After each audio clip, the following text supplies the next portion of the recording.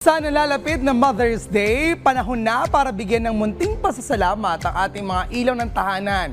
Ngayon, natid namin ang ilang Mother's Day gifts ideas na simple pero sigurado magpapasaya kay nanay. Let's all watch this. Ang mga nanay ay itinuturing na ilaw ng tahanan dahil siya ang nagsisilbing gabay, nagbibigay ng init ng pagmamahal at nagpapanatili ng liwanag o saya sa pamilya.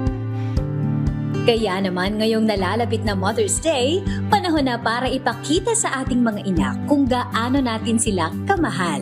Pero kung naguguluhan ka pa sa perfect gift, huwag mag-alala. May ilang creative at thoughtful ideas kami para sa'yo. Una sa listahan, flowers and plants. Hindi lang basta maganda ang mga ito sa mata, kundi nagbibigay rin ng positibong vibes sa bahay. Pwede mong gawing mas espesyal sa pamamagitan ng personalized vase o sweet note. Pangalawa, self-care kits. Kabilang dito ang scented candles, bath bombs at skincare products. Perfect ito para ma-relax at ma-spoil si mom matapos ang mahabang araw. Pangatlo, personalized gifts. Isang mug na may photo ng pamilya, custom-made jewelry o framed memories ay siguradong mapapangiti sa kanya. At syempre, huwag kalimutan ang homemade gifts.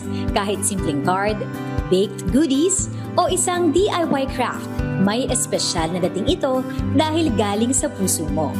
Kaya ngayong Mother's Day, piliin ang regalo na magpapakita ng pagmamahal mo sa pinakamahalagang babae sa buhay mo.